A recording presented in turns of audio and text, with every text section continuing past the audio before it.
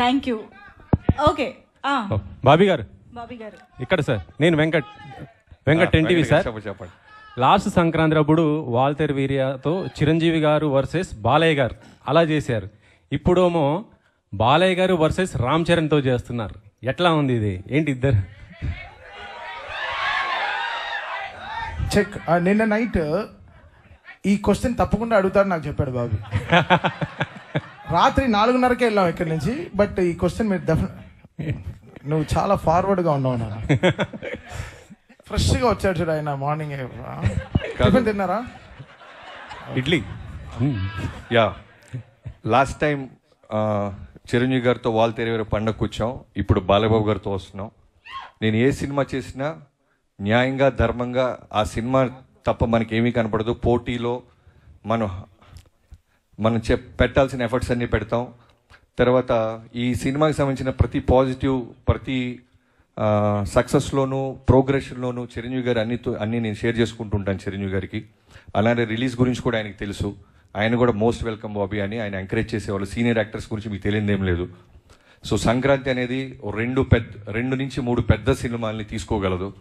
So అన్ని సినిమాలు బాగుండాలి, అన్ని సినిమాల్లో విజయం సాధించాలనే కోరుకుంటాం. బాలయ్య గారి ఫ్యాన్స్కి వాళ్ళకి కావాల్సిన ఒక మాస్ ఎలిమెంట్స్ ఇప్పుడు టీజర్లో మీరు చూపించారు కదా, ఇంకా ఏం ఎక్స్పెక్ట్ చేయొచ్చు దాంట్లో నుంచి? అదే మీకు చెప్పా కదా, ఇది just glimpse, only title glimpse. Trailer, songs, full cinema వచ్చేసరికి మీకు అర్థమైపోద్ది. Just glimpse. తమన్ గారు ఇక్కడ సార్.